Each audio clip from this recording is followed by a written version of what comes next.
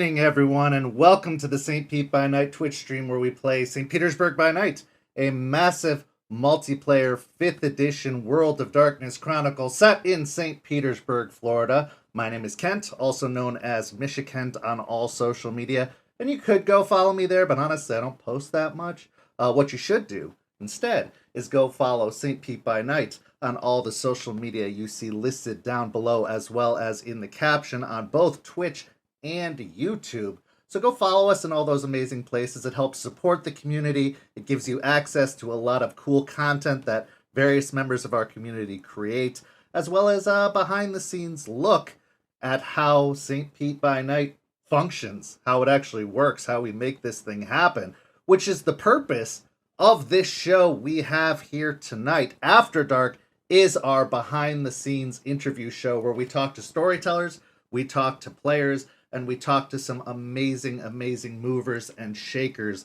in the world of darkness. If you're new to the channel, you should go back to an episode that we aired, I believe, last week, where we spoke to Mr. Gone, a creator of all of the character sheets that many of us have used for 20 plus years. And we actually have a very special guest coming up next week. We will be speaking to Huddy, who is a creator in World of Darkness, who knows some of the behind the scenes of what the company is actually doing. We can't get into too much of that because of NDAs and all that kind of stuff, but it's going to be a great opportunity to speak to them. So we've just got content on content on content coming at you here on the St. Pete by Night Twitch stream. Tonight, we have our second ever table talk. We are talking to the Good Girls Blood Coterie, a coterie that you haven't had the opportunity to hear much of yet, but we're very excited to announce that there are going to be some YouTube exclusive episodes coming up in the next several weeks featuring this coterie, where you're going to hear about the wild hijinks that they have been up to. Now, this coterie is more of a politically based coterie, so you're probably not going to see a lot of buildings blowing up, but you are going to see some very interesting political maneuverings. And it is my absolute privilege and pleasure to introduce 3 of the members of the Good Girls Blood Coterie, Damien, John, and Giuseppe, who have been longtime World of Darkness players, and I'm so excited to get into the nitty-gritty of all of that. But gentlemen, please go ahead and introduce yourselves right now. Hello, my name is Damien Jard. You can find me on social media at Damien T. Gerard, Damien T Gerard, and I am playing Thomas Robinson, the Banu Hakim of the group. Hello, my name is John. Not really a big social media person, so hopefully you can't find me anywhere. And I play Saul the Malkavian.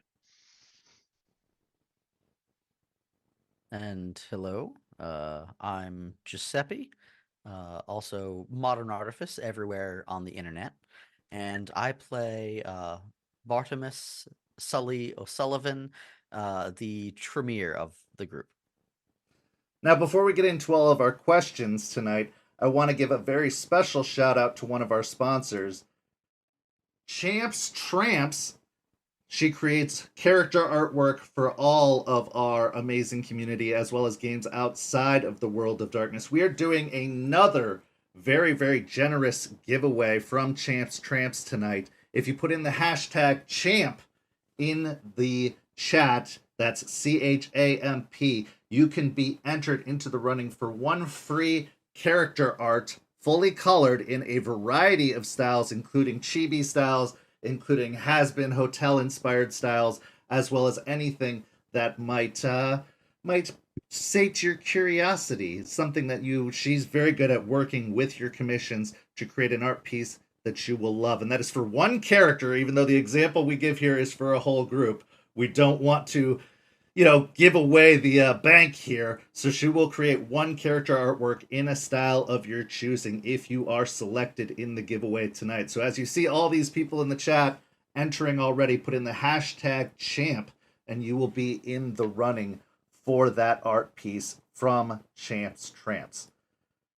So, gentlemen, I have had the distinct pleasure of having Damien on this show before when we did our newcomers episode, but I'm very, very excited to talk more with John and Giuseppe as well about their experiences with the World of Darkness, and then eventually their experiences specifically on the St. Pete by Night server. But Damien, I'm going to ask you some repeated questions because I know we got a lot of new viewers who are watching this episode who might not have had the pleasure of being introduced to you before. So the first question I have for all of you is, how and when did you discover the World of Darkness, and what about it appealed to you that made you want to get involved? Damien, take it away.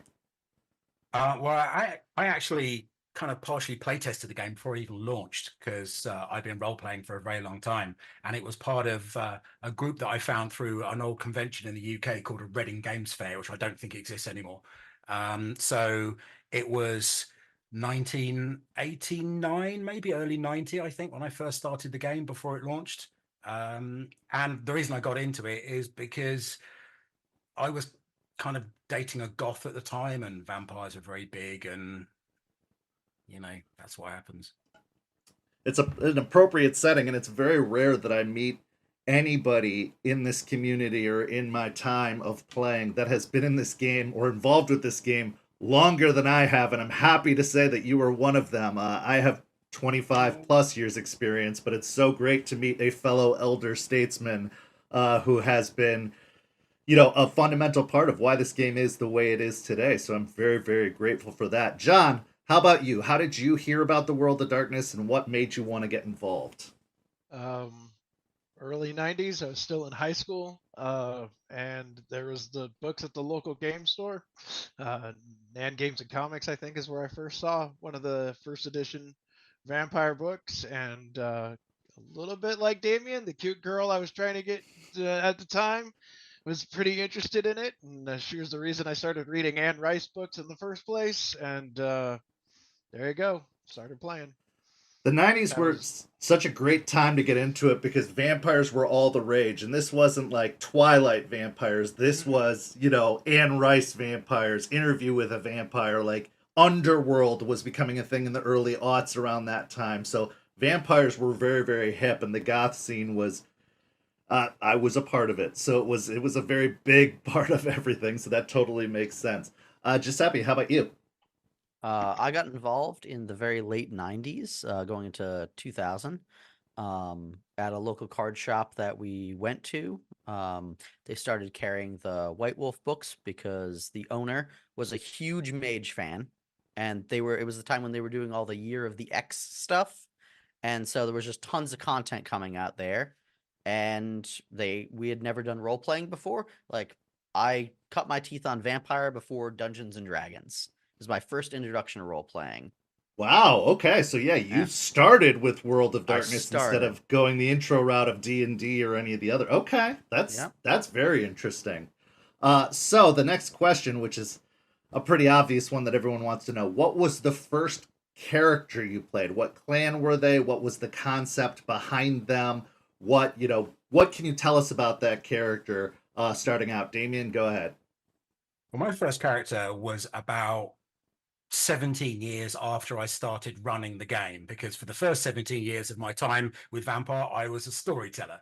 And I played a character for 3 sessions before I went back to storytelling again. And then the next time I played a character is now. So it was a Malkavian rock star. I That's love what I that. played, was my initial character, Sam Anderson. I love that. John. I can't remember what his last name was. It was Steven. He was a toreador. He was a chef. He was very morose that he couldn't eat any food anymore. And he tried to figure out how to make food with blood in it that vampires could eat, and would try to earn boons for venture that way. Fantastic. And Giuseppe. I played Cornelius Clearwater. They were a Ravnos who was a refugee fleeing a lot of the conflicts that were going in Eastern Europe at the time, and came to America. And they were just very much a vagabond, like someone who was just constantly on the move. Just really diving in heavily more into the Ravnos lore side of things for the time. I love that because Ravnos was kind of diving into the deep end in the old days because they weren't as, I don't think, necessarily as well fleshed out. They were very popular. People loved the Ravnos kind of gimmick of it, but I don't think they really got as well fleshed out as they did until the Week of Nightmares, when we really got to see a lot more of the lore. Yeah, a lot more of the lore come to the forefront. But that's very interesting because a lot of the starters I've heard are Brujah, Ventru, Toreador, the base clans of the Camarilla. So to see some of these other clans get the spotlight as first characters is very, very, very cool. So, Damien, you said you were a forever storyteller, which is something I completely relate to. My question for all of you gentlemen would be, have you story told, and what would you say was the longest running campaign you story told for? My longest running campaign started on the day the game was released and ended on the stroke of midnight, New Year's Eve, 1999. And it was a diceless vampire game. We did not use dice. Everything was a storytell. Everything. The players would tell a story of what they do in combat, and then we would kind of adjudicate based on that. So yes, no dice were rolled at all in that entire 10-year campaign. That's amazing. Yeah, so my longest was probably 3 years, but 10 years? That's incredible. John, have you ever had the opportunity to storytell, and if so, what's the longest running game you've run? Several times. Usually in my group of friends, I tend to be the storyteller more than the player. Vampire ran for 5 years. Most of the group, and they kept cycling in and out of characters because someone would die and they'd end up playing a child or whatever. And that went for about 5 years, and then I think we switched to Pathfinder when that came out. Sure, why not? Well, we were a group we've been playing together for 20 plus years, so we've bounced through many different games. That's incredible. And Giuseppe. My longest running campaign was actually a World of Darkness campaign. It was one of the chapters of One World by Night. It was Worcester, Fists in the Air, which was predominantly an Anarch campaign, but we were one of the few, if not only, don't quote me on that because they were very limited, but we were a cross-splat campaign. So we had changelings, mages, werewolves. If there was a law book for it, it was allowed in our game. That's incredible. So the cross splat thing is kind of old hat to you. It's not something new that you've had to experience. We've tried to incorporate cross splat a little bit here on St. Pete, but that's still a very new concept to a lot of people because the games, especially the older editions, were never meant to be played at the same time, and that's something that I've really appreciated about 5th edition is that they seem to have that balance in mind, even if it's not the intention, even if they're not coming out and saying that they can be played together. The balance is there, which in the older editions, no way. It was just impossible because they were not meant to be together.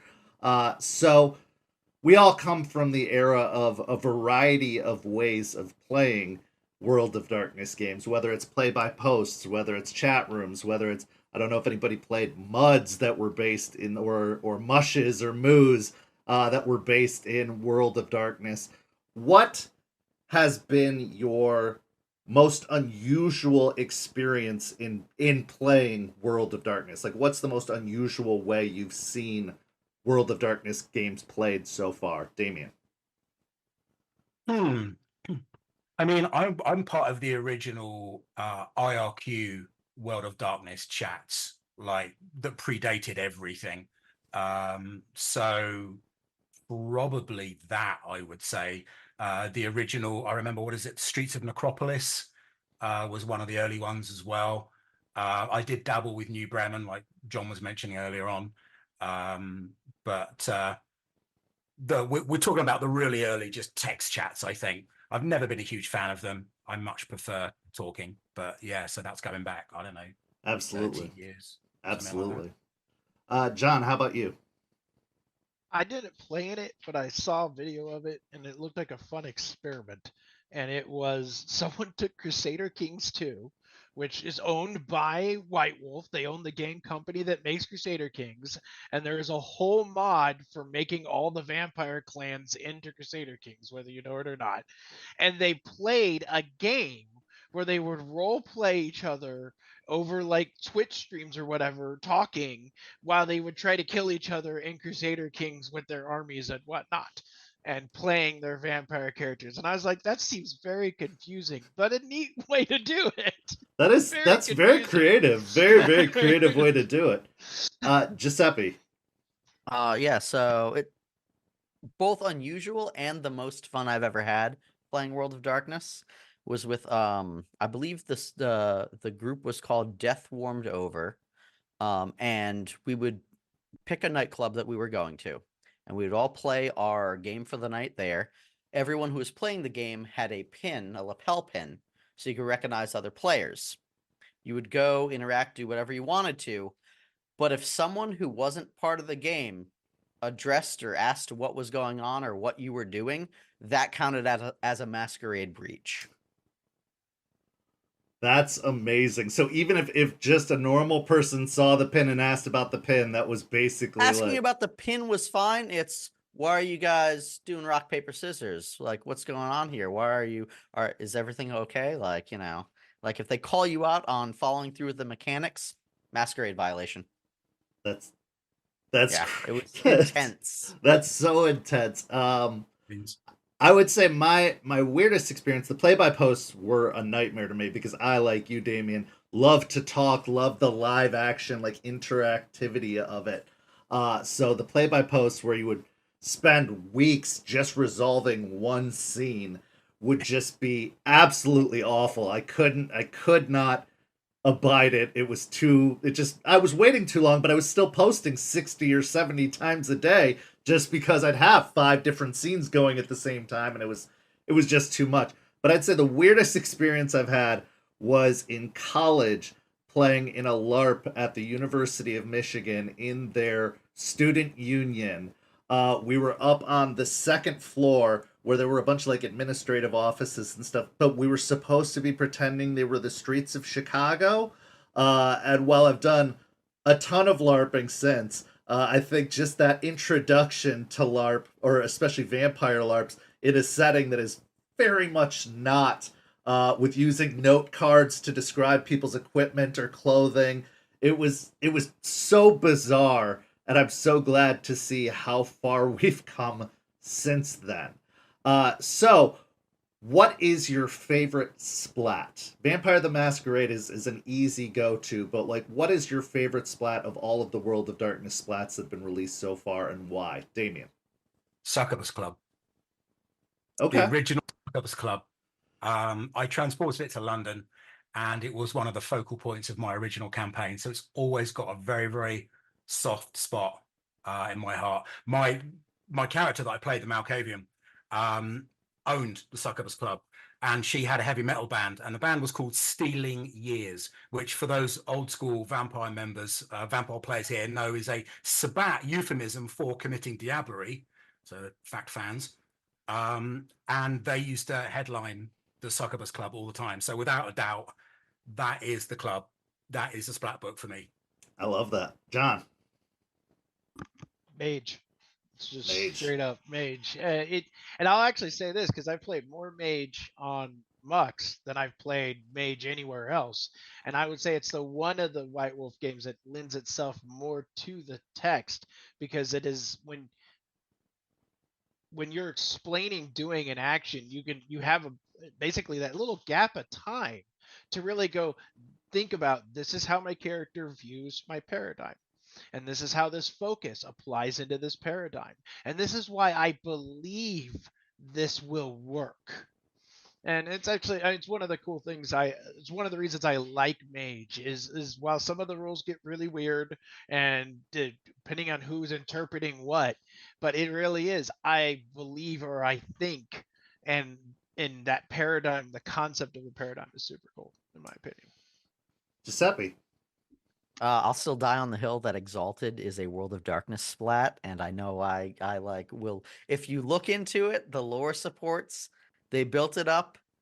It was the first stage of man. But for the common, like, parlance and everything, I gotta say probably Dirty Secrets of the Black Hand. Great book.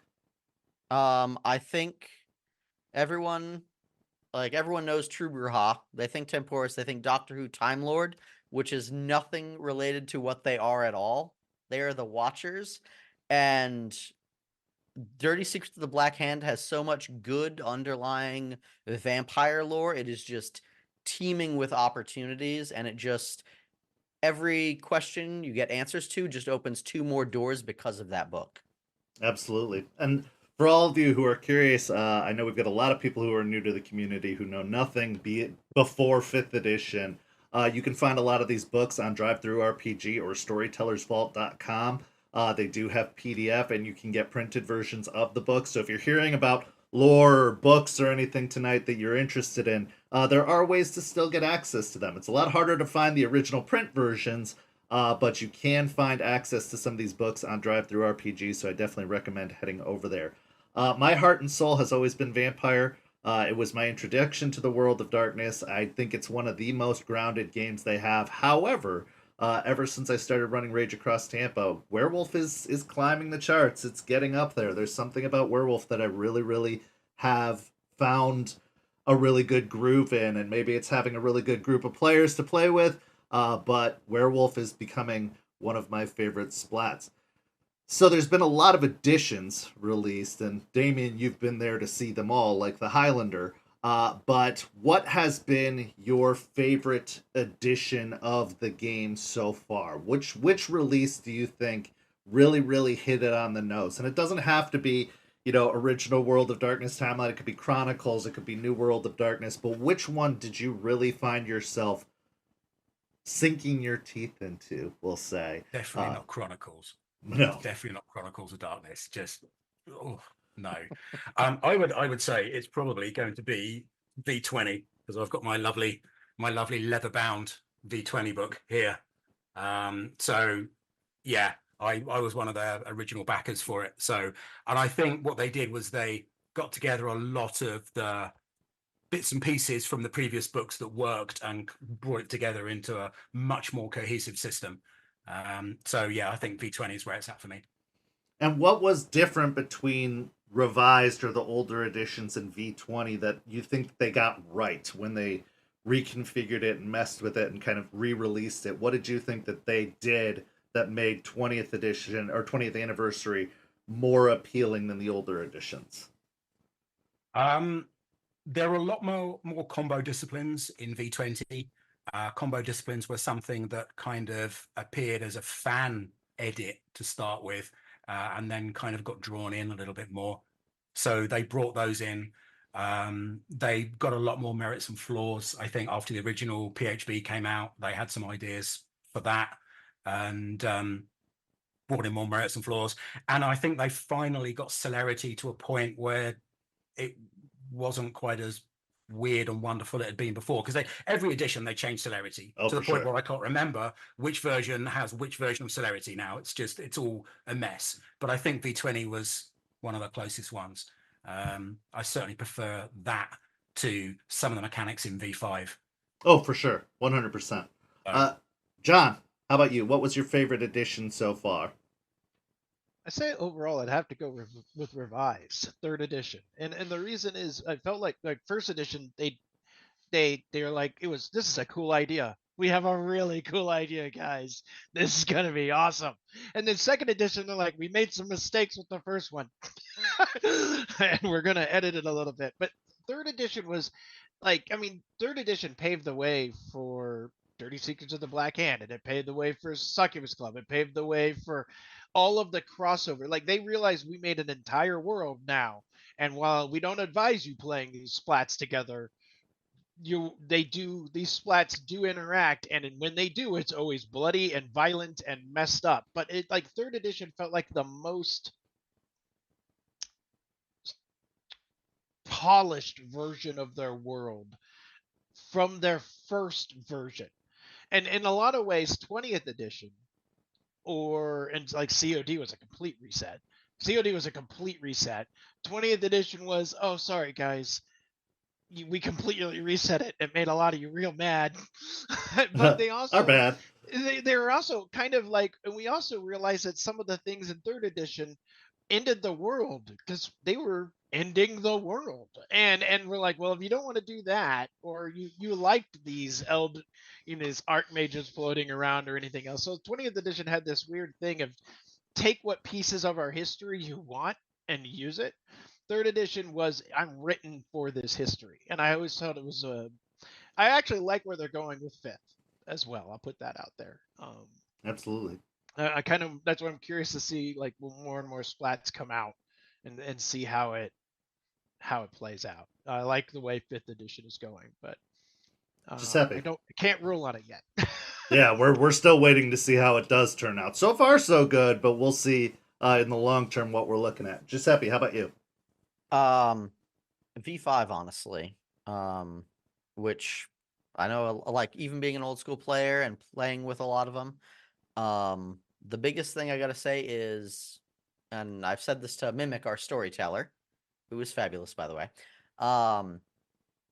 when we play this vampire game, because of the hunger mechanics, we are not superheroes that have a sunlight allergy. It is risk reward. Push the beast. You are sliding on a scale, and it's not humans are now juice boxes for 3 blood points or 2 if you don't want to kill them. It's is it worth trying to see auras in this area? Is it worth, trying to dominate that person? You have all the blood points you need, but how far do you want to push the beast inside of you? And granted, I do personally feel they stripped away the individual identity of a lot of the clans by removing the specific powers and making them amalgams. I do think that was a mistake. I do know there are talks that they're changing that, because there's a lot of V5 content coming out. So I wouldn't be surprised if, that gets shaken up. But and honestly, overall, the changes to Thaumaturgy, being a longtime Tremere player, I don't mind that they got rid of paths, because they made rituals far more easier and streamlined, and it's more cohesive. And I really feel you're changing that nature of self versus beast again, rather than this is the Marvel Cinematic Universe and you just need to be awake at night. Absolutely. And I think that Tremere was obviously very, very broken. I think nobody can argue that Tremere had gone above and beyond crunchy, kind of mechanics with the paths and everything. And I do miss them sometimes. I do miss that it did give individuality to each individual characters, and I couldn't agree with you more about the fact that a lot of the clans got stripped down and almost interchangeable with one another. Like, you can see anybody who has Auspex can get Dementation, which was, as a Malkavian main, my baby, my thing. Why can anybody use Dementation now? And so I totally understand that, but I also think, to John's point, V5 is telling a story, and we're starting to see that story where the bloodlines aren't as distinct, where everything is kind of becoming diluted, and it is becoming more about how what made them individuals originally is falling apart. The structure that they had based everything on for so long is crumbling, and so it is becoming a little bit more fluid. It is becoming a little bit intermixed, and I think that's very, very cool storytelling, if that's their intention. If the other intention is to just make a simple system, well, good on them for that as well. But if it is part of the grand design they're trying to come up with for Vampire of telling a long-term story, I think that's great. I'd originally intended to use 20th Anniversary Edition for St. Pete by Night, but I made the change to V5 because I knew I had to teach 90 to 100 people this game to get it off the ground. And I did find that a lot of the 5th editions of all of the different series, whether it's Dungeons and Dragons, whether it's World of Darkness, they've made it so streamlined and easier for new people to digest the material, which was really my intention of starting this, was to teach people World of Darkness. And if they wanted to go into hard mode or advanced mode, they could check out some of the older editions. But that's why we ended up going with 5th edition. That being said, let's talk about your current campaign, Good Girl's Blood, which is run by Rebecca, aka Mimic, who we've had on this show many times, but we did a special exclusive interview with a few weeks ago. Let's talk about that game, because I'm so excited to expose more of our players and more of our community to your game and to your story and to your characters, because it's one that, as a before now, really didn't have much, crossover with any of the other characters or any of the other stories, and wasn't publicly available to everyone. So my first question would be, tell us about your character concept without giving away too many spoilers or getting into too many details. Who is your character in this current game that you are participating in? Damien, we'll start with you. Well, my character is Thomas Robinson. I am a British lawyer, barrister, Bano Hakim, who specializes in import and exports. Okay. That's what I'm going to say. John. I play Saul. So one thing to note, I think, with the exception of one of our characters, all of us are in Scylla. So we're old vampire players, and we are mostly playing old vampires. So Saul is at Malkavian and has been around for a good long time. He's got potholes in his memory, but he's old. And when you are an old vampire, you are careful. So a lot of times he actually relies on the others to make those decisions, because he will just follow whatever the mood is. Even if someone's like, hey, go burn the building down, if he thinks it sounds interesting, he's in for the ride. Excellent. And Giuseppe. So I play Mr. O'Sullivan, or known as Sully, an Irish bookbinder who fled to America during the Great Potato Famine. I took part in many of the iconic events in House Tremere, and I was not standing with them.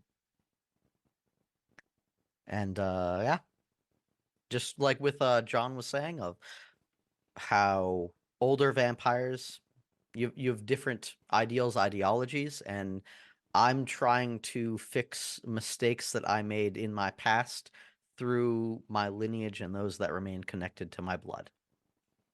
Okay. So there are two other members of the group, Yat, the Nosferatu, and Edward, another Tremere. I'd like to hear in 2 or 3 sentences from each of you what your impressions are of those two other characters, because I think it'd be very interesting to hear from your perspectives, and when they do go back and watch this, what they actually think about their characters are versus how they come off, kind of your perspectives, what they would be. So Damien, let's start with Edward. What are your character's views on Edward currently? Edward is very he argues a lot with the other Tremere, which is interesting. They're very fundamentally different in their outlook. And obviously me being Banu Hakim, former Assamite, I am very, very interested in watching what they do. So I'm kind of guarded around both of them to a degree when it comes to character-wise. I think he's a lot more straight-laced and down the line than he's playing. But okay, John, what are your thoughts on Edward? Oh, he's definitely an Old Testament sort of cop, is really what it boils down to. And at the end of the day, this is the way it's supposed to be, so I act like this is the way it's supposed to be. And if anarchs are a problem, just stake them. It solves the problem. And he's very old school and Old Testament, sort of by the book cop kind of character. Okay, Giuseppe, A fellow Tremere. Yeah, I feel like he's so far up the pyramid's ass, it's actually flipped upside down and become a funnel. And I will break him. Don't talk about his day. hat that way. Okay. Right. No, I think Edward is someone who is in deep with the Tremere, but he's holding to it because, like, the principles of the pyramid, everything else, because it grounds him or it gives him direction. It gives him superiors. Like, he's very regimented, very, as John said, Old Testament. Like, it has to be XYZ things this way and fall into line. Like, we got rules, regulations, do it. And I will break him of that. On the opposite side of the spectrum, we have Yat, who's the Nosferatu, who chose to play a neonate, even though you all had kind of agreed that you were going to be playing these Ancilla. He took on the challenge of playing a neonate. What are your perspectives of the type of character he's playing and the type of character he is? Damien. I mean, it's very useful. It's a younger character, so therefore I feel like it's easier to manipulate as an Ancilla.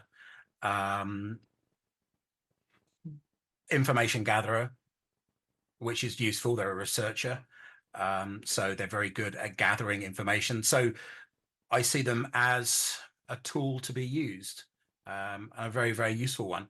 I think they're very, very good at what they do as well. So, but they need guidance. They're maybe a bit wayward, so they need corralling in a certain direction, I think, in order to get the best from them. Okay. John.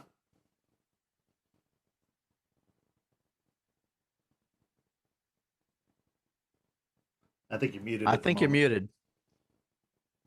Try now. Does that work? Yes. All right. So yeah, I think for the group kind of serves a multi-purpose. She's cooler than all of us is when it comes to knowing what is cool in a way, and knowing what slang might mean, as we've had several joking moments with Sully and his use of slang. But her being a neonate in a way keeps us a little bit modern, and at the same time might keep us a little more human or a little more moral than we might be if left to our own devices. Okay. And Giuseppe. They're someone who is still trying to discover who they want to be and what they want to do with their own life. They're still very much attached to their touchstones.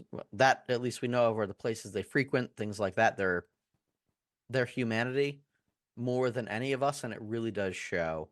That being said, touching back to what Damien was saying, you sometimes have to tee them up for the things you want to manipulate them into, but when you do, it is exceedingly easy.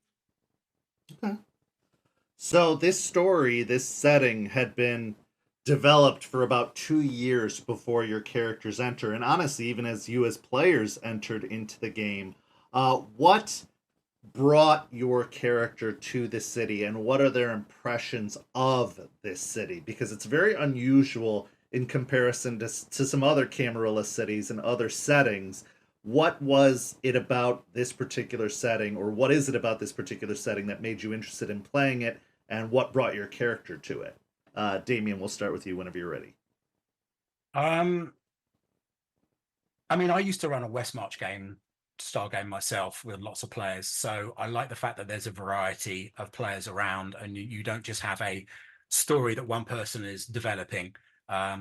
There are more options and more ability to be able to speak to other people, get other perspectives, and do other bigger things with other characters that you can't do in just a home game. So that's why I love those sort of games. What brought my character to the city?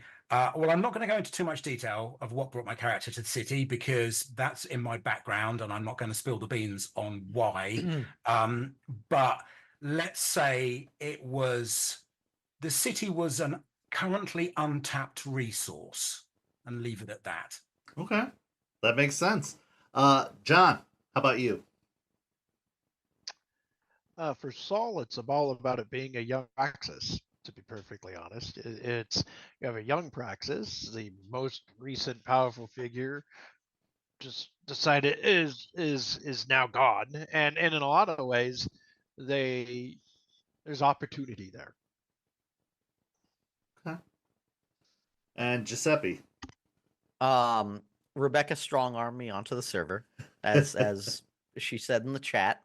But no, she knew I was looking for a game to play online, wanted to be more involved in like APs and what have you, and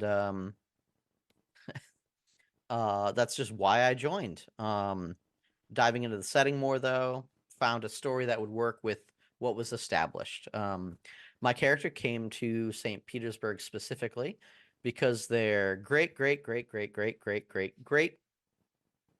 granddaughter, that's 8, we counted, was attending the university in St. Petersburg. And it's one of the things of my character is I obsessively stalk my ancestors to look out for them. That's pretty straightforward.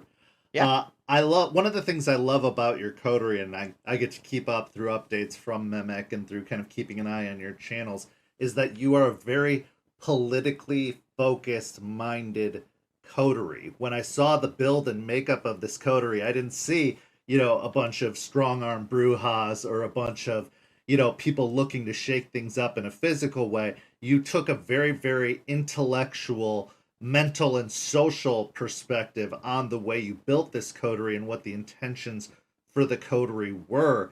And I think that's so necessary when you are doing a West Marches open world style game, is that of course you're going to have people who come from D&D that are like, well, let's go fight other bad guys and let's dungeon crawl effectively. But you brought your experience as players jointly together to make this a more politically minded coterie. And so I'm very interested to see how those political machinations come into play. I mean, the fact that it is a young praxis, it is a new city with kind of outlandish ideals, in regards to how they handle anarchs, how they view the Camarilla as a whole. I'm very interested to see that. Now I have some rapid fire questions for you that may help build some coterie unity or might send some cracks or make some cracks in the coterie a little bit more visible. But before we get to those, I want to remind everyone that we are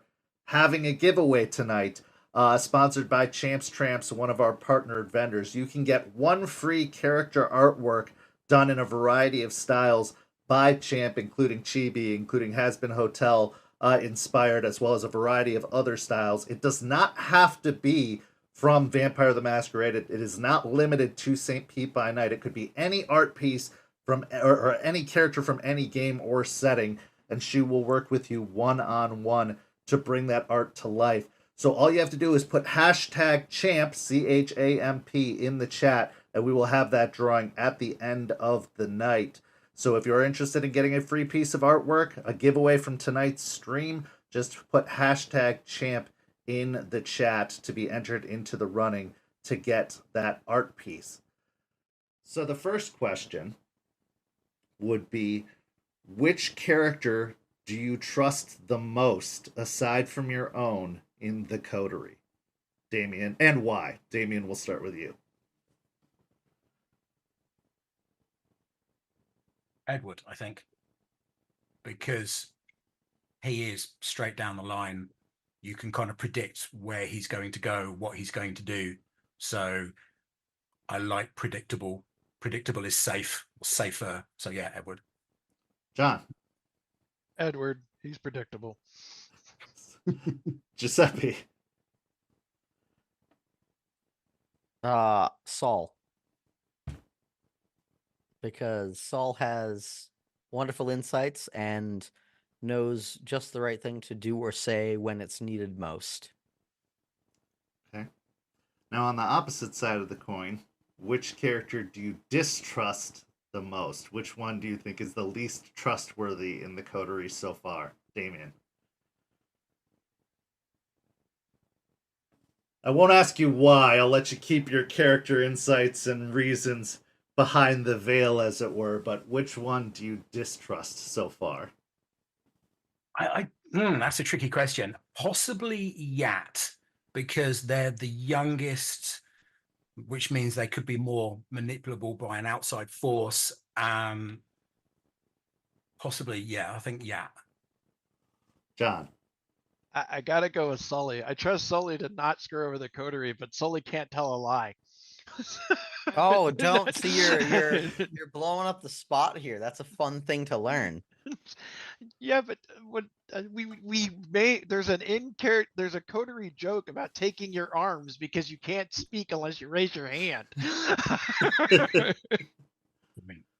Okay, Giuseppe, which character do you distrust the most? Oh man.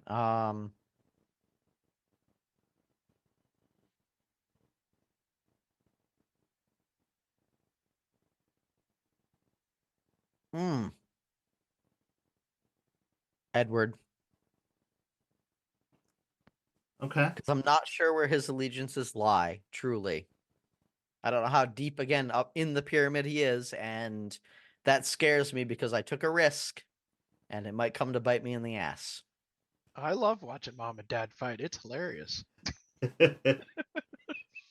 My next question would be, which character, and this is a political game, so it's less likely, but which character is most likely to experience final death first? Most likely. Doesn't mean it's going to happen. But Damien, which character do you think is more likely to put themselves in a situation where they will experience final death first? Well, going on what happened in the last session, or what almost happened in the last session, I think possibly Sully. Okay. John. I'd say it'd be a toss-up between Sully or Saul, because the problem is Sully might have a bad idea and Saul goes along with it because it sounds fun, but then somehow saves Sully and dies, or Sully just because he has a rapid fire reaction at times. Okay. Giuseppe. Weirdly enough, again, I hate throwing him under the bus, but Edward.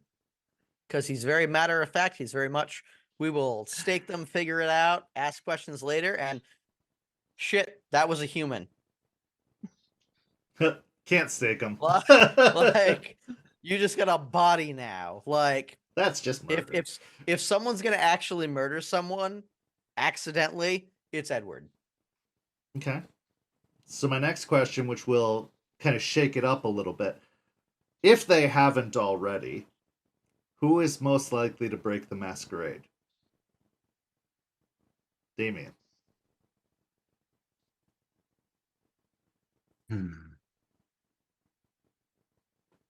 Saul, I think. Maybe. Okay. Yeah. All right. John. Yat. I'd actually have to go with Yat. As much as she tries to stay out of the shadows, she's still young to the game. And her power or her abilities and whatnot or her very nature is somewhat more visible than the others. Okay. Giuseppe. I'm also on board with John with that. Yeah, 100%. Like younger vampires, especially in like the open chats that go on, regularly make like ha ha vampire puns and jokes all the time, and it's can you read the room? You don't take blood baths. Like people see what these younger people are doing. You're a huge violation. It's not a joke or a meme. Stop it. So we talked about Edward and Yat from your perspectives and your character perspectives. Now I want you to talk about each other, but I'm going to put a limitation on this. If you had to have 3 words to describe whatever character I'm about to name, what would those 3 words be? So, Damien, let's go ahead and start with your character. How would you describe yourself in 3 words? Charming, rich,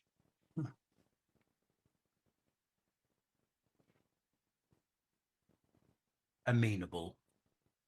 Okay. Now, John, how would you describe Thomas in 3 words? Stalwart, logical, disarming. And Giuseppe, describe Thomas in 3 words. That's my lawyer.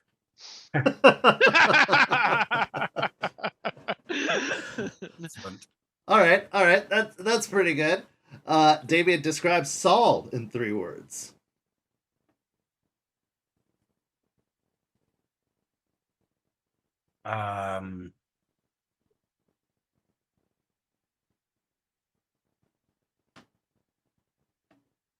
Loose cannon is 2,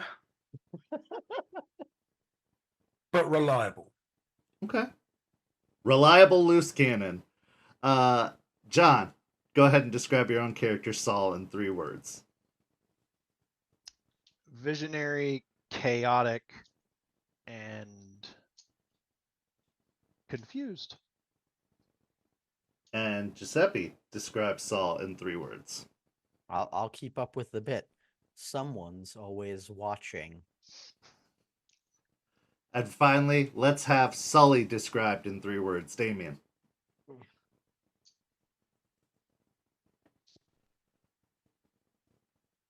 Reckless,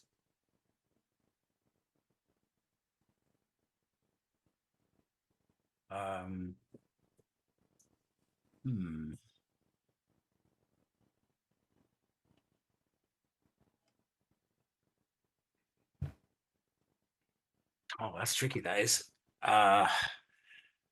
Reckless,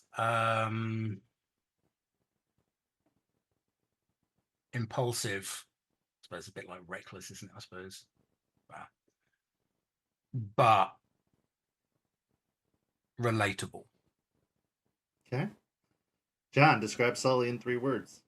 Crazy pointy hat. And Giuseppe, go ahead and describe your own character, Sully, in 3 words. Broken, resourceful,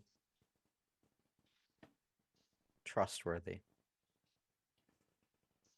For my next question, assuming all hell breaks loose and the city's leadership falls apart, and there needs to be a new prince named, and they're going to be named from your coterie, who is most likely to be named prince in your eyes? Damien. That's easy. Yeah, no question. Done. We can skip Damon if you want. We all know the answer.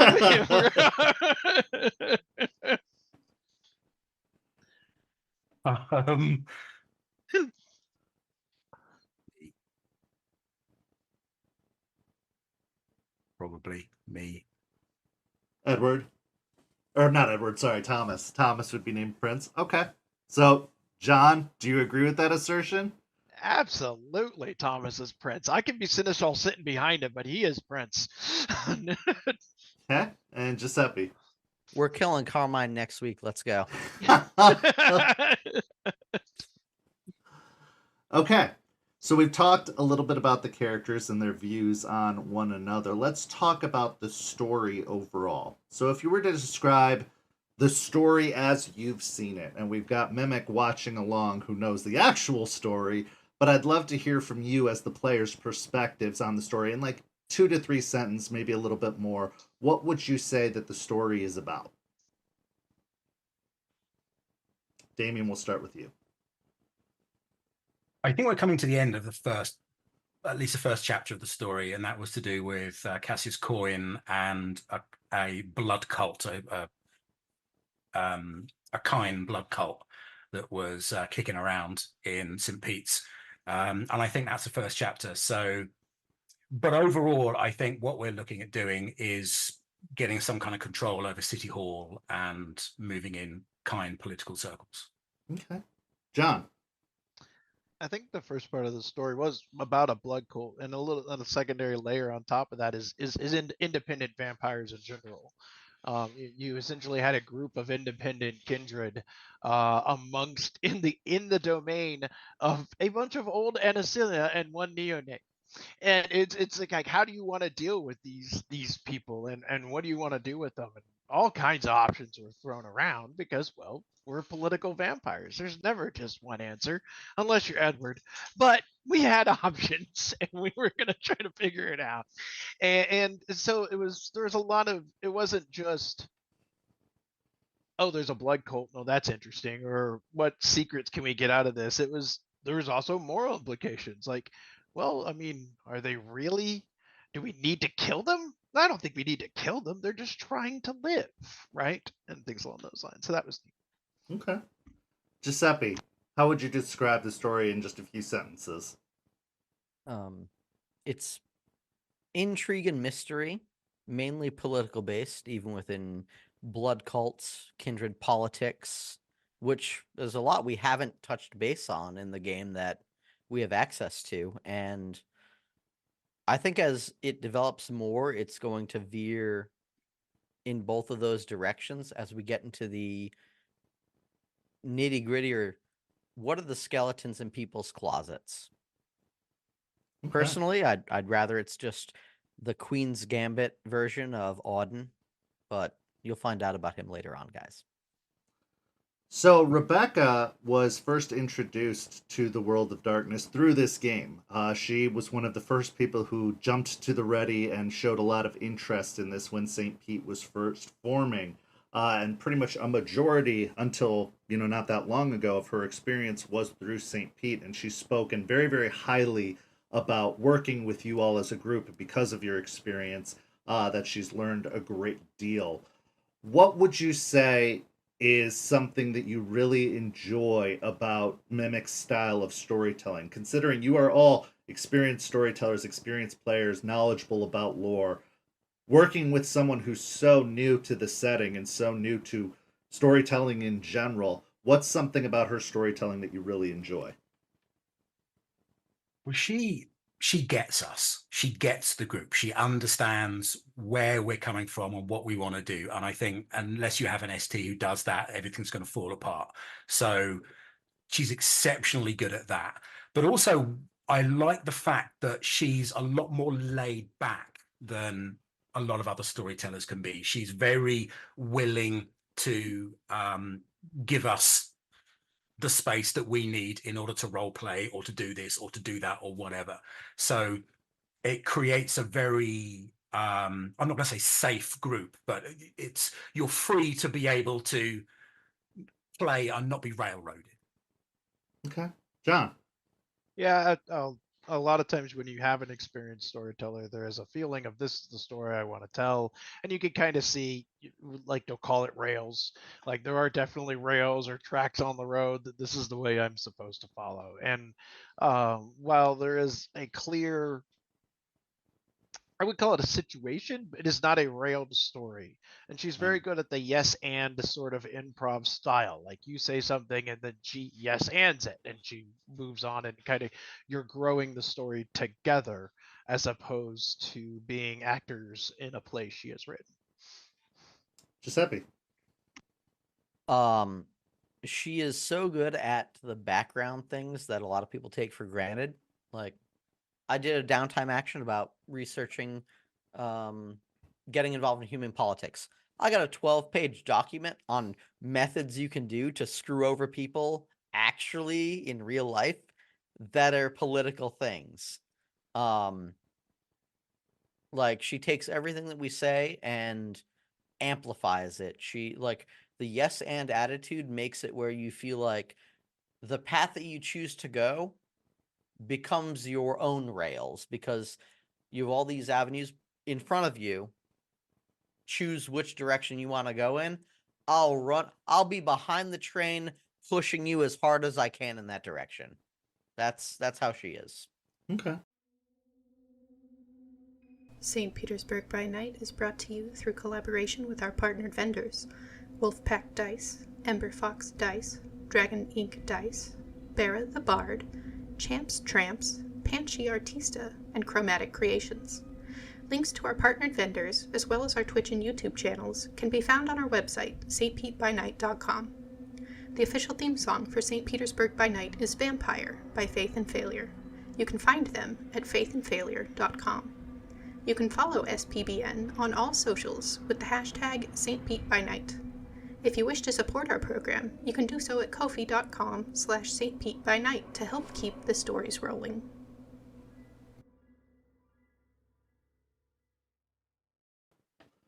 Now, whether you've been running the game for 25 plus years or whether you've only been doing this for a few months now, there's always ways we can improve. There is no perfect game master, perfect storyteller. And I know Mimic well enough to know that she's constantly working, constantly striving to improve. She's one of the people I talk to the most amongst the storyteller team, and we bounce ideas back and forth. We talk over things.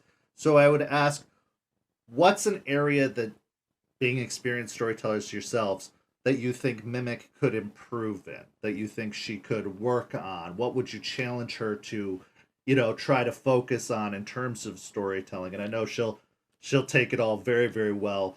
So don't think that you're bad mouthing her. She's in the chat. She'll let me know if she hates it. But where's an area you think she could improve in?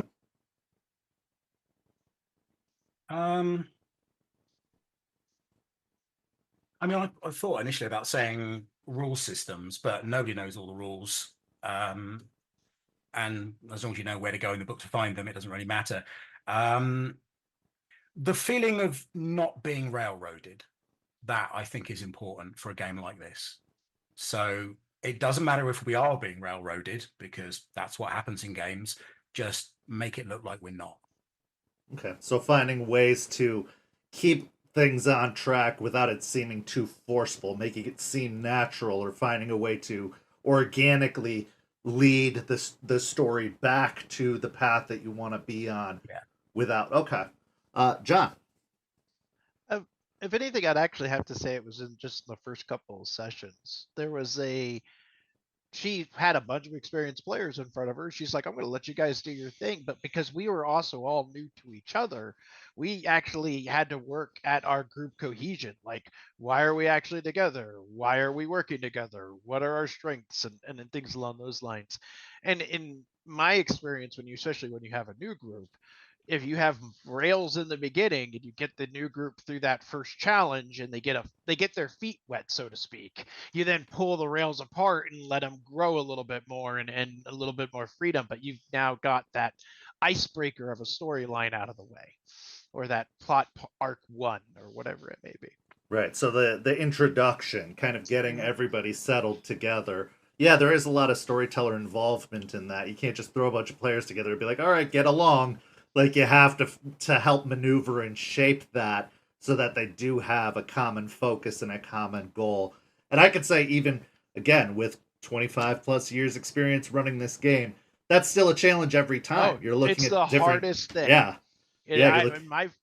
yeah, I totally agree. It's in the big. All of my experience of running games, the hardest thing is your first 5 sessions. If your Absolutely. group gets through the first 5 sessions, they will play 20 more, but they will likely break up, lose interest, figure out their concepts don't work together, etc. in those first 5. Agreed. Giuseppe.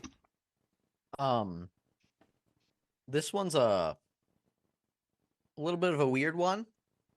We love role playing on a group. We get really into it. And I would love for Rebecca to be better about calling when roles need to be made. However, the problem is sometimes that interrupts role play. Like last session, we had a very important scene going on.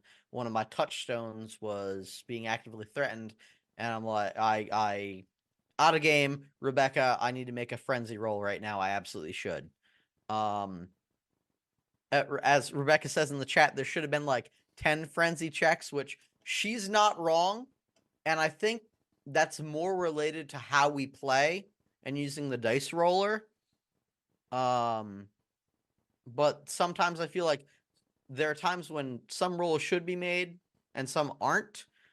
And that's more of storyteller discretion.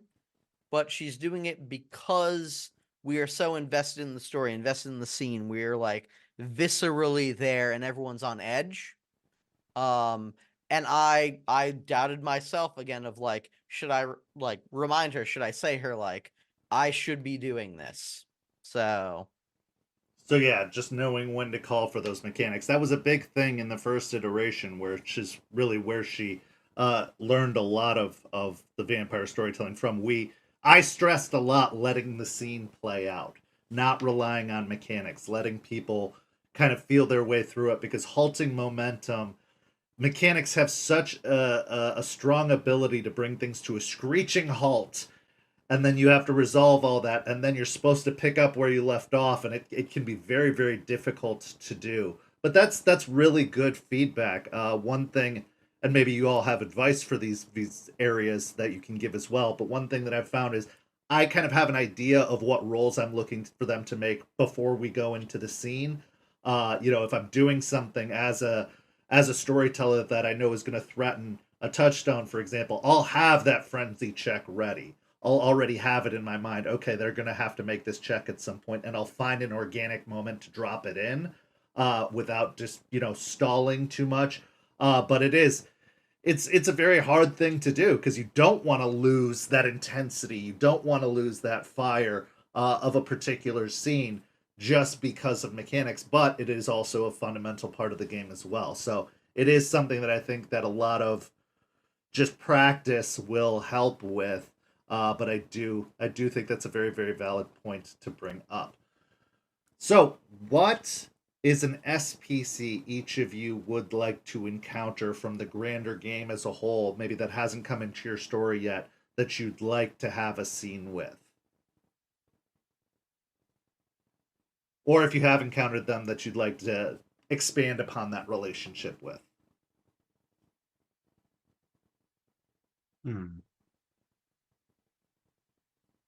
I think I would like to meet the Harpies, however many there are. Okay. I would like to have some kind of scene with them. I think that would be super interesting, because it would be pure story and role playing and anecdotes and everything. And I think that would be, yeah, I'd like that. Okay. John? I'll give 2 answers. I think either the prince or the seneschal actually could be very interested in our coterie. We are, outside of one exception, a group of Ancilia with a large amount of dots invested in various backgrounds. As you mentioned, we are not combat powerhouses. We are people that move the kind. And seneschals and princes tend to be very interested in those individuals. Absolutely. And then on a personal level, actually just more with the Malkavians in general, and Charlie, like Saul would like to be of use to the clan in that regards. Okay. Giuseppe? First I want to say, Thomas, I don't know if you know, but I believe we actually already have had interactions at the Harpy. When was that? When we you the met Harpy? Dr. Alex and Irina. Oh, those weren't actually the Harpy. That was the Those aren't the Herald Harpy. and a Oh, Primogen. Herald. Oh, Yeah, damn It's- H names. I I'm actually, sorry. I'll actually say I don't know if there's a named Harpy. There is a named Harpy right now, Okay. Ezekiel / Zebediah, who is a Malkavian, which could be interesting to you, John. But yes, there is a Malkavian Harpy right now. I'm sorry. That's all right. Too many Too many titles. I'd say probably Carmelita Nielsen. Okay. Like failing her, Hallie Caldwell more, but Carmelita definitely. There's a lot of things. There's a lot of avenues on where things can go, especially in the vampire politics that are shaping up with what we've got with them and the information we have. So, yeah. Okay. If we were to run a crossover storyline between tables, which we are already, but if we were, is there another table that you as a group would be particularly interested in based off of what you know about them, which might be very little at this moment, but based off of their names of the tables, based off of the players involved, is there a table that you would love to have a crossover storyline with? I don't know enough about the other groups to have a real opinion. I've purposefully not watched any of the streams because I don't want it to influence me. I don't like metagaming or anything else like that at all. So I don't know a lot about those other groups because my character hasn't interacted with those other groups. So that's fair. Yeah. Okay. John.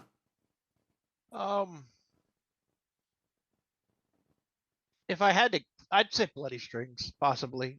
Just from Saul's point of view, there's two Malkavians in that group. I think I've watched their stream a little bit.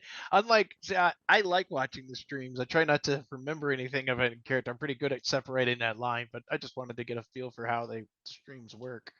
But yeah, Bloody Strings got two Malks in it, so that'd be neat. Valid. Giuseppe. Scooby-Doo motherfucker. you want to interact with the hunters. Okay. I think a reason for us coming together to solve some sort of intrigue or mystery would be absolutely ridiculous and wonderful, at forcing us to also keep up the facade of the masquerade. I think it'd be a fun crossover. Sully wants us to die. Why didn't you just say Rage Across Tampa? Well. I don't support or negotiate with eco terrorists. Well, it's like one of the other groups that I really like the stream of is Don't Get Caught, but I didn't say them because they're all anarchs, and Edward would end the storyline very, very quickly. That's fair. That's fair. Is there a particular player on the server? Because you've had some time now to meet some of the community, and some of you have ventured into OpenRP to work with other players. Is there a particular player on this server that you would love to work with, or have a scene with, or potentially a story with? For me, it's the other Banu Hakim, whose name escapes me. I'm afraid I can't remember the name. But Alessa, she's in the Dead Man's Hand group. Yep. Yeah. Okay. Them. All right. John.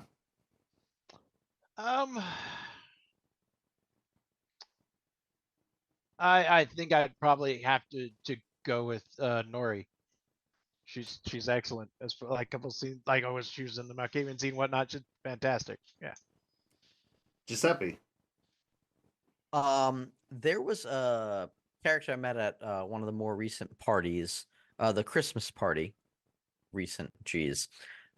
It's April. Oh my god. I know. Yeah. I don't know what clan they were. His name escapes me. Probably like Nikolai, Michael, like it was something along those lines. And he was also a book aficionado, and there are very few of those. And we had a long, like, even after the open chat was done, we were talking for like an hour and a half just in character about books and reading, and that individual I would love to encounter more of. And there are a lot of people apparently that are bibliophiles on the server. That's true. There's a lot of conversation about books. Absolutely. So one of the things that we do in St. Pete that is kind of unique to St. Pete is that we have the opportunity for tables to be moved amongst storytellers. Once a particular story is done, a storyteller will release their table and allow another storyteller to pick them up. Now, from the sounds with Mimic, you guys are going to be stuck with her for a good while, which I use the word stuck in quotations no. because she's fantastic. But if you had to move your coterie to work with another storyteller, which storyteller would you be interested in working with? You, I think. I appreciate it. Doesn't have to be me. Do not feel like because I'm the interviewer, you gotta No. say me, but But I've chatted with you, and we've come to agreements on a lot of things. So I think your brain works a very, very similar way to mine, and you've always talked about political groups. So yeah, you. Okay. John.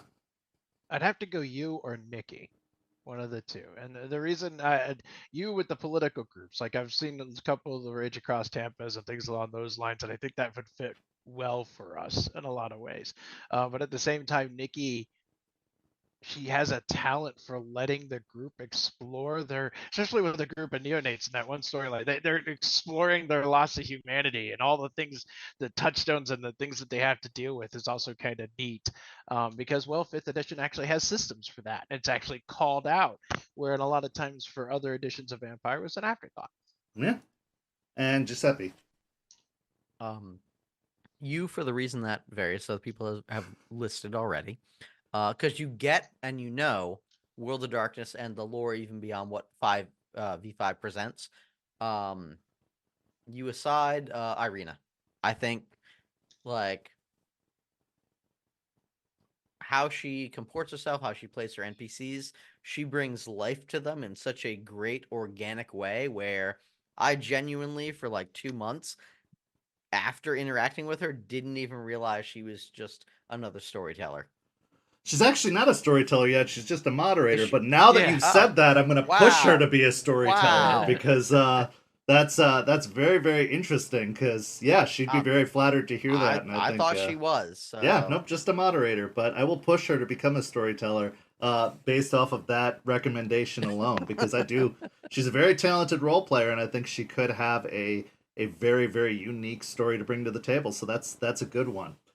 Outside of Vampire the Masquerade, whether it's an existing splat or not, one that might still be in the wings, what's another splat you would like to play in 5th edition, and specifically in St. Pete by Night, if you were to venture outside of the world of Vampire? What's another one you'd be interested in trying? Damien, we'll start with you. For me, Mage. I love Mage. It's my second favorite after Vampire. So. Okay. Yeah. Okay. John. Mage. And Giuseppe.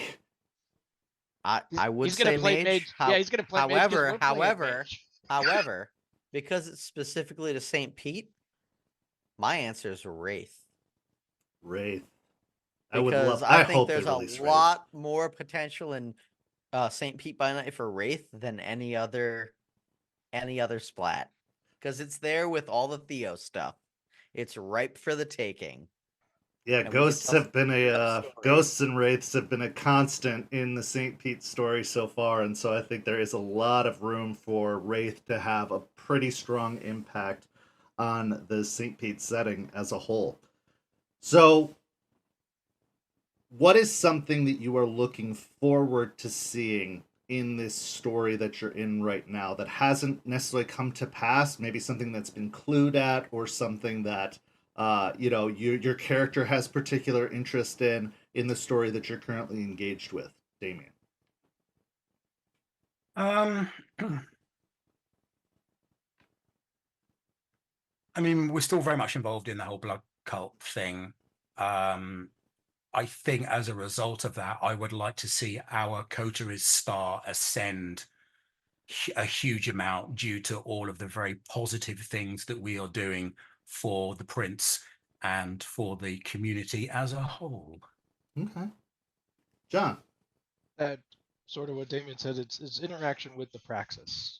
Not like the open RP stuff, but more like a plot that is either maybe it's directly for the Prince or the Seneschal or something very specific that we can get involved in. Maybe we have the honor of hosting an Elysium event, whatever it may be, something along those lines. Okay. Giuseppe. I know the two of them aren't going to expect this answer, but Sully getting involved in and trying to move up in the pyramid in St. Petersburg by night. Well, that actually brings up a good question, because here on After Dark, we take questions from the chat and we'll ask them of the players. And Mimic has contributed an excellent character question. If you could take a position within the city, what would it be? I refuse to answer that question on the grounds it might incriminate myself. Fair enough. Most likely to be Prince? No, I can't imagine. Couldn't have happened to a better guy. John.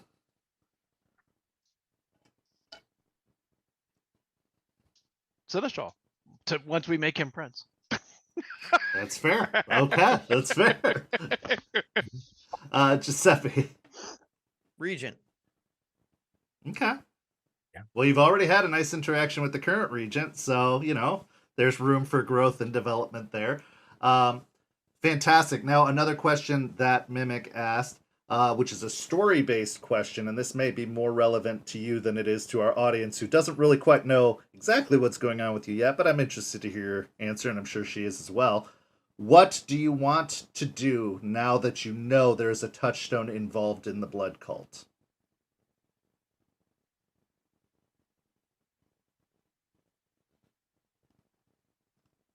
I want to do the right thing, TM, in such a way that causes the least amount of problems for my coterie.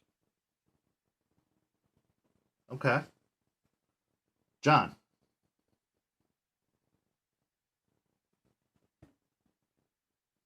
This is a slightly bit longer answer. So Saul is torn because he wants to help Sully and help the touchstone and save the touchstone. And also, like Damien has mentioned, Thomas, it's over to the authorities at this point. And if they kill her, they kill her. If they don't, they don't. And we have some chronicle tenants that are, in a way, two of them are conflicting. One of them is coterie above self. So we would, in theory, all lean in to help him because a coterie member needs help. The second one is no loose ends. Arguably, her out there and doing something gross to save her creates a bunch of loose ends. So I'm trying to skirt Thomas's TM'd line there to save her without making a mess. Fair. Giuseppe. I would do exactly what Thomas instructed me to do, as I did. That's like, which, by the way, that was a beautiful scene, and thank you for that. It was an excellent scene, wasn't it? But now that I know that, do the same for any of them should any of their touchstones further be involved in blood cults. Like, I'd follow through with the same fervor and dedication that they showed me, because we stick together, and all we have in our own life is our humanity. I love stories when tenets or convictions tend to clash with each other. Like, holding true to one tenet and holding true to another tenet might cause an intersection point where you have to choose which tenet to go with while risking violating the other, or when a conviction comes into opposition with a tenet. Those are some of the best stories. So to hear, as John stated, that you have two tenets that are kind of coming to a potential point here where it could be problematic, finding the way to navigate through those kind of murky waters is very, very cool and very unique. So one thing that this coterie is doing, and this is kind of an advertisement for you guys going forward, you're taking a unique approach, because we have several tables that are streaming, obviously, and we have several tables that aren't streaming. You have found a way in the middle, which is you are going to be releasing YouTube exclusive videos, which are basically just your characters encountering, summarizing, being interviewed about the story that they're going through right now. And that is something that I haven't seen yet. That's something we're kind of breaking new ground with, especially here on St. Pete, of finding a way to give people an insight into your story and to your characters without having to play out the full streamed episodes. What are your thoughts about that process? And is this something you're looking forward to? Is this something that you've enjoyed doing so far and are excited to release? What's kind of your thoughts about it, Damien? It's pure role playing. I'm a role player. I'm not a rules player. I love role playing. And the sessions that I did, it's just character interaction, one-on-one, backwards and forwards. I love all of that. So I'm very much looking forward to doing more. Fantastic. John? I think it's a really cool idea. As he mentioned, it is pure role play, so it's a lot of fun in that regards. I think especially as the more we do it, the better they will get. Because in a way, I think for Mimic, they're allowing her to also mentally flesh out some of the NPCs and various people touchstones or retainers or whatever it may be that are in our life, which makes our characters richer when we go to the regular session. So I think it's a really cool idea. I'm going to buy Giuseppe some time to return to his computer while I mention that. No, you're good. Oh, go ahead. What are your thoughts? Sorry. No, it's fine. Had to run to the bathroom. Thought I had enough time. Came back right in time, my friend. I very much love what Mimic's doing, how it's being accomplished, because the vignette approach to me is fresh. It's endearing. It has that Neil Gaiman aspect of storytelling, especially if you're familiar with American Gods.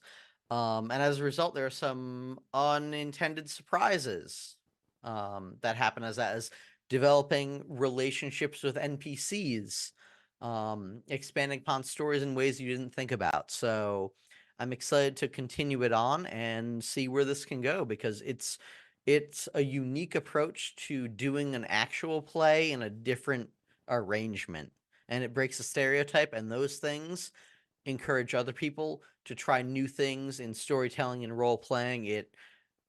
We change the landscape of how we perceive playing a tabletop game and putting it out there to people by doing that. Well, I love it too because it takes a lot of the pressure off of, like, when you're in session, you kind of have to keep a certain flow going. You have to step up, step back, let other players, have their moments to shine while also taking your own. And also the live aspect adds a whole new level of pressure to it, of like keeping a story going and, making sure that it's entertaining. Whereas this, you really get to think about it. You get to put some effort into it. And if you need to, you can edit, you can re-record, you can adjust things as you go. And I'm really excited for the players and the community as a whole to see the finalized product of this, because I agree with you. It is a new way to do this. It is a unique way to do this. And I think it's going to make for some really good content on the YouTube channel. So everybody can keep an eye out for that in the coming weeks, as we'll be releasing those episodes directly to YouTube. We're going to skip the whole Twitch thing and just put them out there when they are released for everybody to see. So I think those are going to be fantastic. So everybody has a wish list. I think a lot of people, when they plan their characters or as their characters evolve, they slot in, okay, I'm going to buy this with this XP when I have it. This is my long-term goal. I'm working towards this ability. So Double Magus asks in the chat, is there one particular discipline or ritual you hope your character gets over the course of their lifespan in-game? Damien, we'll start with you.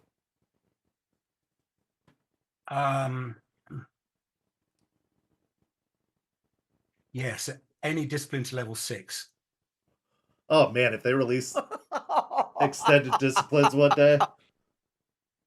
Okay. But yeah. Now, we did institute some homebrew mechanics that do allow people to swap out disciplines once they've capped out. So if you did find that you need something else, we've found a way. We've instituted some mechanics, which is called like Blood of the Elders or something like that, where you'll be able to swap out certain discipline abilities and then swap back so that you can almost change to what you need for specific situations to allow some more expansion and to reward the fact that you have lived as long as you have, that you have spent all this XP. So that is something that we haven't had anyone do it yet, but we're getting close to it. And I think that could be very useful. But yes, I would also enjoy seeing expanded disciplines if they were to ever open the system up to those again in the future. John, how about you? I am now reading about that house rule as I just recently unlocked Auspex 5. Well, there you go. So yeah, I hit my big discipline goal so to speak. So there you go. Okay. Well, is there something that you would like to get access to? Maybe not in the discipline goal that you have right now, but in another discipline or another ability that you'd like to excel in. Higher story thing for Saul to do it, but to learn and expand his dominate, because Saul has a problem with dominate and someone screwing with his own memory. Okay, so dominate. Do that in the character. Okay. Yeah, it got really quiet for a second. Apologies for that, but yeah. So you'd like to go a little bit further into dominate. Yep. Giuseppe, how about you? I'm in ritual hell. Like that's my future. Only rituals ever. No, but of straight up disciplines though, there is a celerity 2 level power that allows you to do something that would take an extraordinary amount of time. It has to be non-combat related. And since I'm a bookbinder, I would like to be able to copy manuscripts, make books in a fraction of the time. Purely for roleplay reasons, because I'm like, if I'm going to be red working and, duplicating manuscripts, that's something this character would absolutely work towards. Okay. It's not a min-maxy thing, but it's what the character would do and want to push for, because that's their passion. That's one of the many things that keeps them grounded. Fantastic. And I did see in the chat here that Mimic did say that 2 of the 3 vignettes things will be available on YouTube tomorrow. So they are coming out a lot sooner than I thought. So that's exciting news. Another question Krazaz asks, your character is getting a tattoo. What would it be?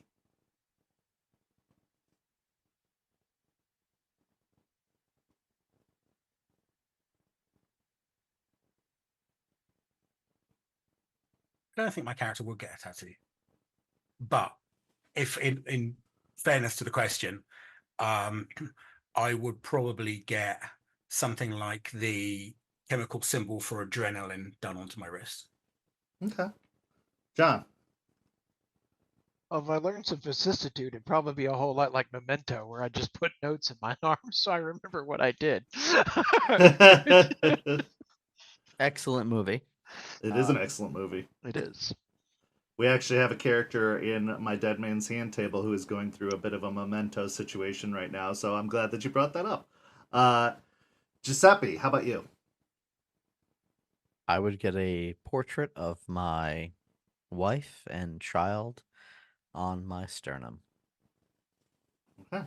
Now, Aster Hollow asks, how well does your character adjust to the present, and do they have any favorite slang from any era? My character adjusts very, very well indeed. I don't have any kind of anachronism whatsoever. I think I've managed to insert myself into the current timeline perfectly. I'm rather fond of the word poppycock. Poppycock. So okay. I like that. I like that. John? So Saul was embraced while he was very young in appearance, and he actually finds it quite burdensome because every once in a while he was 19 when he was embraced, which means he could possibly pull off pulling like 25 or so before someone would start to question his mask, and he has to switch masks, which also forces him to remain current, and he finds it exhausting.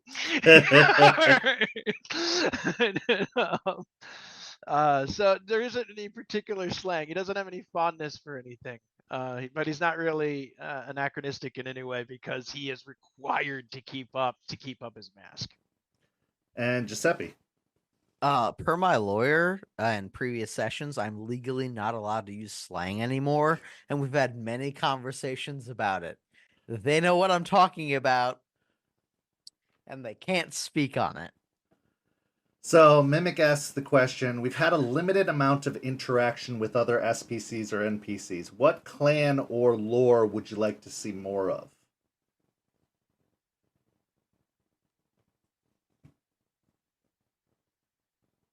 I think I'd like to interact more with some of the Venture in the city. Okay. John? probably either the Toreador or the Nosferatu. It's a toss-up. The Toreador pretty heavily empowered in court, but the Nosferatu send in no stuff. That'd be good. Okay. Giuseppe. Tremere. Easy. I mean, we knew what's that Dr. answer. Alexi up to? Why'd you even ask me? Like, And then Mimic has a follow-up question, which is, the first arc was strictly from Cult of the Blood Gods. What other V5 source would you like to see story pulled from? Now, there aren't a lot of them yet, but there are quite a few. You know, there's Chicago by Night, there's, Bloodstained Love. There's a lot of other source material that's come to be.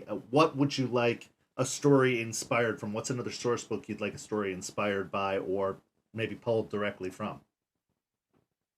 I ran my vampire game in London, and London was the base of operations. Mithras was the prince, so on and so forth, all the way through as per the original books. So I love The Fall of London. I think they've done an exceptionally good job with that splat book. So I would love to see some of the stuff pulled out of there, especially with regards to the Tremere and things like that. Oh, yes, absolutely. Well, there's been a lot of talk of the cult of Mithras in the area recently, which led to some trouble. So there are some openings there for some potential London lore to bleed its way over as an after effect of that. So that's a good one, John. I'd honestly, sort of actually spanning off the Mistress thing, it would either be the Fall of London or actually New York. And it really actually leans towards Thomas and Edward, because they both have various links to those backgrounds somewhat in their character. So I think it would be neat for them to come into play. Okay. And Giuseppe. This might be a spoiler for Damien and John, because I don't know if they know it, but we're on stream, so we're going to have fun with it. Blood sigils, because I know for a fact there's a Furcus in our domain. Okay. And yeah, there's a lot that can be done with that. And another question from Mimic. Even though she could ask this at your table anytime she wants, this is more fun. What antagonist do you not want to see? What's an antagonist that you'd like to avoid? This question is from our RST, right? Yes. Yeah. Oh, a fluffy bunny, maybe a teddy bear, something like that. You know, something just small in a box that's just on a table. It's horrible. Ooh. Yeah. So Damien's saying, bring it on. To answer the question properly, an abomination. No, thank you. Oh, no, absolutely not. John. I'm gonna have to go with murder fuzzballs. Just not see any werewolves or wear anything. Period. Our group is not built for it. That's fair. That's fair. Giuseppe. I'm gonna do a callback to all of our old school players, which I'm pretty sure all of us here know it. I don't want to see us encounter Samuel Height. No. That's just an abomination to lore in general. No, absolutely not. Well, let's just throw out all of those strange second edition NPCs that are out there. Any of them. No, thank you. So I can speak personally when I say that I, as a storyteller, draw a lot of motivation from what my characters and my players put out. They usually often inspire the stories I'm going to tell. I'm not as much of a person who comes up with a story in advance because I think you need to be flexible. I like the idea, like you guys said about Mimic, not railroading. I'd rather be inspired by their actions to come out with whatever the next story is going to be, and I'll base it off their backstories or whatever the case may be. But I would ask, not just for your story specifically, but for the world as a whole, what is some lore you'd like to see brought into play in the world as a whole, in the overall setting? Because obviously there are some things that we tend to steer away from. We haven't talked a lot about the Sabbat, and we definitely won't make them PC playable. But what are some lore kind of functions or lore pieces of lore that you'd like to see inspired in the overall setting? The Book of Nods, Golconda, that sort of thing. That I've always liked those sort of redemption stories as a storyteller. I'd love to see the Book of Nod make an appearance. Okay. John. That's actually a pretty good one. Well, if it wasn't going to be Book of Non, like the Sabbat actually would be interesting, but not as PCs, but just as a Praxis unifying threat. I think that would be kind of neat. Okay. Giuseppe. Because they're not fleshed out, even in the multiple books that have referenced them, more House Karna stuff. Like, it's mostly treated as an afterthought, along the same lines of House is. Like, we know nothing of. We know more about House Gatorix, which isn't even really playable PC wise, as far as I'm aware. Yeah, Bomb says House in the chat. But yeah, it's. I think there are some things lacking in that, and we could really benefit on expounding upon that, because I know I'm not the only one.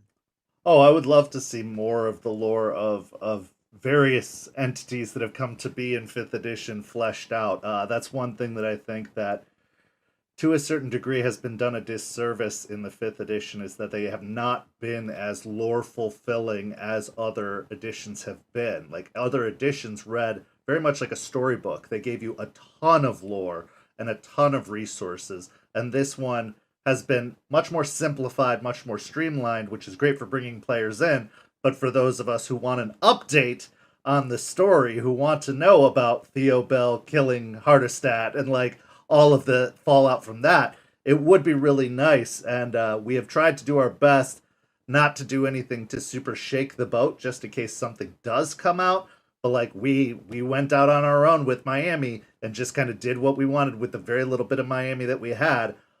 So it would be very good to have some more updates on that stuff, so that we don't have to flesh it out on our own and then find out we're wrong. But final question from the chat before I do one more push for our giveaway, and then we do a few more non-story related questions. What character at the table are you most intrigued to know about their backstory? For me, that's Saul, I think. Okay. John. Thomas. Giuseppe. I think we know a lot of Sullys, so I'd go with Thomas. Okay. Honestly, Thomas as well. Yeah, 100%. Okay. There are things cooking there, and we want to find out what's under that white wig. So before we get to some more just World of Darkness in general questions, I want to remind everyone that we are doing a giveaway tonight. If you put the hashtag CHAMP, C-H-A-M-P, in the chat, you could be in the running for one free character artwork from Champs Tramps, who has been a wonderful, wonderful sponsor of this community, of this show, and of this channel. So if you put hashtag CHAMP in the chat, we are going to draw a winner tonight to determine who is going to get that free piece of artwork from Champs Tramps. It's one character in any style you like. She works very much close with you to make sure you're going to love the piece of artwork you're going to get. So put in the hashtag champ in the chat, and then after these next few questions, we're going to do the drawing. So get in the running for that now. So we've seen vampire, we've seen hunter, we've seen werewolf. There are a few splats yet to come out. Which splat that has not been released in 5th edition are you looking forward to most? And which one do you think is going to be next? So they could be the same answer, could be different answers. But what splat are you looking forward to most? And which one do you think is coming next? Damien. Mage and mage. I agree. John. Mage and mage. Giuseppe. Mage and mage. So it does seem like that's the direction they're steering towards. And I think, Damien, we talked a little bit about this the last time you were on the show, but one thing that I've really enjoyed about the way they've rolled out 5th edition, while being unpredictable, who saw Hunter coming second? Honestly, like, I had no idea that was coming second. But it seems like every game is testing mechanics for the next game. So Vampire was a great starting point. But then Hunter came next, which was unusual, But now looking back in retrospect, I can see that a lot of what they did with Hunter A suited the story really well in making sure humans were known as the biggest threat for all these supernatural things. But also they tested a lot of things that ended up being used in Werewolf. And Werewolf, the way they've built it and the way they've been running it, definitely gives me Mage vibes. It definitely seems they're trying some things in Werewolf 5th edition that are going to be a fundamental part of the Mage mechanics. So I do believe that Mage is next. I have next year probably would be my guess, is because it seems like they're releasing one big splat a year plus a bunch of other source books. So Mage would be my next bet. But what are your thoughts overall individually of the 5th edition rollout and how they have been releasing material so far? What's some good? What's some bad? What's some other about this 5th edition experiment, I guess I could put it, as opposed to previous editions? Damien, we'll start with you. In previous editions, they posted a lot more splats out a lot sooner. So I would like to see a quicker rollout of lore books and other faction books and God knows what else, rather than them taking their time. I agree. John? Honestly, I think they're doing a fantastic job. I mean, everybody wants everything now and they want it fast. There's a argument to be made when you put out a book, you have to put something in it. It can't just be story. I would love for them to release world books once a quarter, just like boom, no rules, no lore sheets, no nothing. But guess what? Those don't sell. If it doesn't have a new lore sheet, a new bloodline, some new way to use a discipline, some way that affects a rule, no one will buy it. Right. They may read it, but they won't buy it. They'll wait for the Wikipedia article about it. Exactly. And so there's a part of me that's like, you know what? I kind of agree with Damien in that I wish they rolled out things faster, but I wish they maybe on their own website just released story vignettes that fleshed out the world, but left the rules on this slow maturation that is going on. Because I actually think 5th edition's rule set is possibly the best one yet, because they're fleshing out those things like Karanu and hunger, and they make more sense the way they're doing it. And actually, I think Hunter being second, you kind of alluded to it, but I also think they took a lesson from COD. As much as COD was, but like maligned by a lot of old vampire players, they did humans first. You became a human that became a monster, and that was kind of an important lesson. But like, if Hunter is the human fight, so vampires are base game, it's the most simplistic rule wise, which is funny if you think about it. It is the most simplistic rule wise, and then they expanded on it by bringing in the humans, and then because humans are important to the setting, bringing in hunters, which are very important to the setting, all the human threats, and then going to werewolf. And I think mage is next simply because it's the trinity: mage, werewolf, vampire. Those are the first 3 games, period. I would be very interested to see if they dropped a lesser splat in between, though. Like if they dropped Wraith out of nowhere, kind of like Hunter came in seemingly out of nowhere.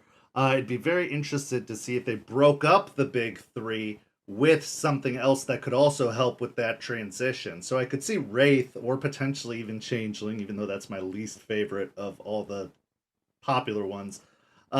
It would be very cool to see them drop something in between the release of Werewolf and the release of Mage that is a lesser one to kind of bridge the gap between. But I do think Mage, yeah, I think you're right, because I think the way to get those lesser ones more exposure is to not tack them on at the end. Once the major 3 are released, I feel like people are going to be like, okay, we've got what we need. We're done. We're just going to buy stuff related to these 3. Whereas dropping Hunter in the middle has kind of created a buzz for Hunter. They're releasing, individual books. They've got the education book coming out soon, the one about using hunters at universities and places like that. They had campaign books released. Like, they are doing stuff with Hunter rather than tacking it on where people are going to have already spent all their money and not want anything else, any other splats. So I'd be interested to see them do that, but that's a good point. Giuseppe.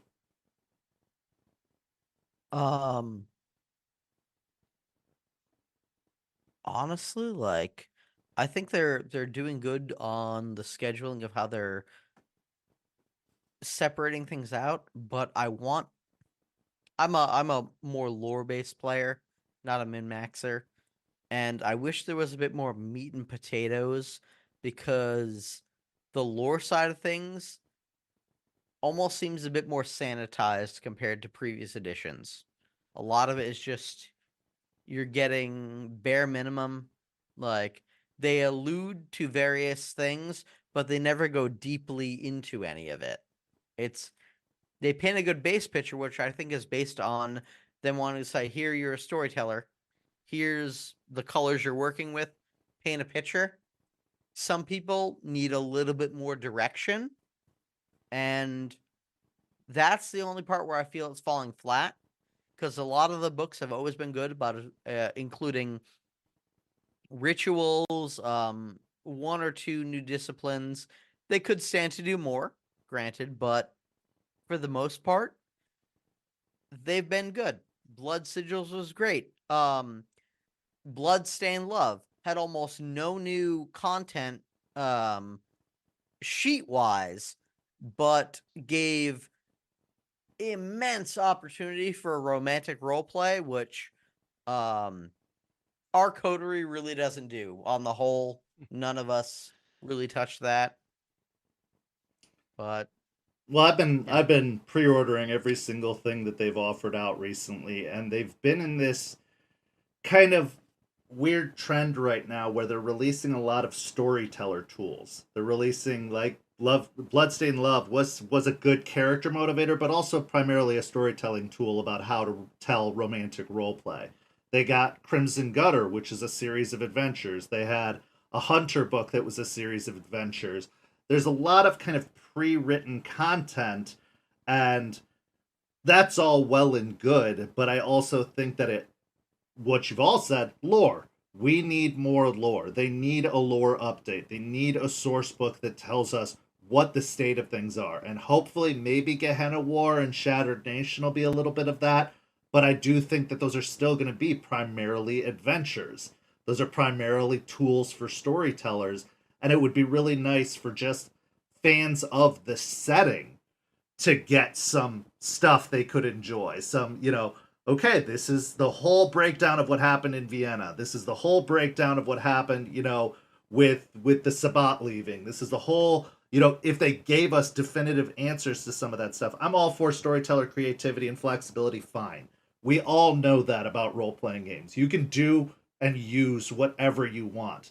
But tell us what you're going for, what your direction as a company, as a setting creator is, so that those of us who want to stay true to it have a basis to work with that isn't very vague and generic, that isn't very little detail of like, well, you can come up with your own. Like, it'd be really nice to get some solid, straightforward answers about some of these new angles they've pitched in 5th edition. Another interesting thing they did is they reset werewolf canon, but they did not reset vampire canon. How do you think they are going to approach these upcoming splats like Mage, like Changeling, these other ones that do, a lot of them have their own lore? Do you think they're going to stick with resetting it? And how is that going to impact the overall canon and lore of the setting in its entirety? Damien. Yeah, I think there's going to be some level of reset there. They reset a lot between World of Darkness and Chronicles of Darkness, especially when it came to the traditions and the spheres and things like that. And I think they're going to take this opportunity to streamline things a little bit more and bring them in line with everything else that they're printing right now. So yeah, I think there's going to be quite a bit of retconning and changing in Mage. John. I definitely think Mage is getting hit with the reset button, and partly it's sort of alluding to what you're saying before with the lore and everything else, right? I know just from reading and watching interviews and various other things, they felt with Revise they actually kind of put themselves in a story box. Like, we built so much lore, but now all these tables feel like they have to play a specific way, and we felt like we were actually unfair to our players by having too much lore. So maybe they don't want to go into that, but Mage is definitely one of those games where they had these big, giant, sweeping events. I think it would definitely have to get hit with the reset stick. Wraith as well, only because they are very reactive to what the other supernaturals were doing. The death of Ravenos being one of the big ones, having a tear through the penumbra and everything else along those lines. I don't know if you guys ever played it. The COD Demon version of Demon is actually pretty neat. If you haven't read it, it's got a really cool take on how to do Demon as opposed to the 3rd edition Demon. Okay. And I hope they never bring Mummy back, and it should stay in the ground forever. Giuseppe.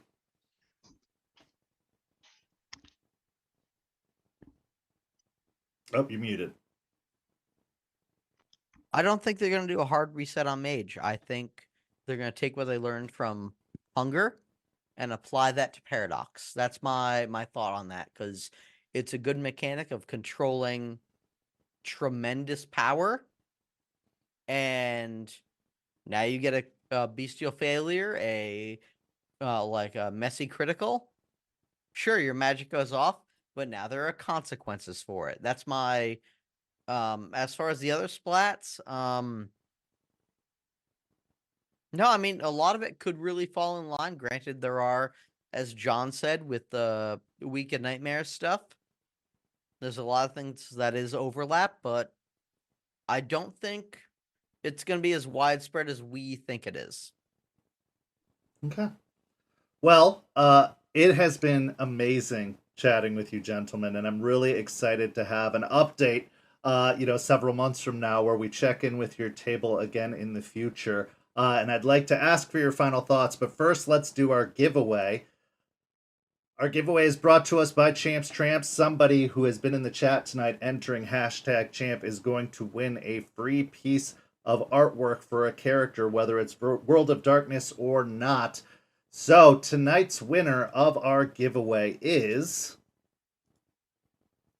Sweet White Rue, who I believe is a new follower of this channel. They tuned in specifically for tonight's episode. So Sweet White Rue, you have won a free art piece from Champs Tramps. If you're not a part of the Discord server, there's a join link in the description down below. So join the server. We'll get you in touch with Champ and we'll get that artwork rolling. You can also get a hold of me here on Twitch if you want to message the St. Pete by Night Twitch channel to get in touch with me there. But one way or another, we will put the two of you together and get an artwork piece done. Congratulations to Sweet White Rue, and thank you so much to Champs Tramps for making this happen for us. It's very cool to be able to give it away to somebody who's new to the channel and to the server. We really appreciate it. So, final thoughts. Two things. One, what would you say to what's your sales pitch to get people to tune into the vignettes that are going up on YouTube? And two, what would you say to people who might not be a part of this community or a part of this server? How would you potentially inform them, or what advice would you give to them if they were to join? Damien, we'll start with you.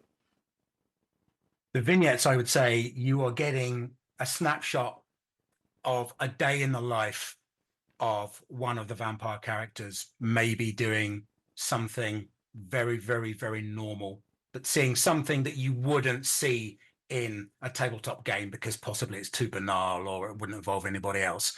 So you're getting insights into a character, their background and their personality, and I think that's invaluable.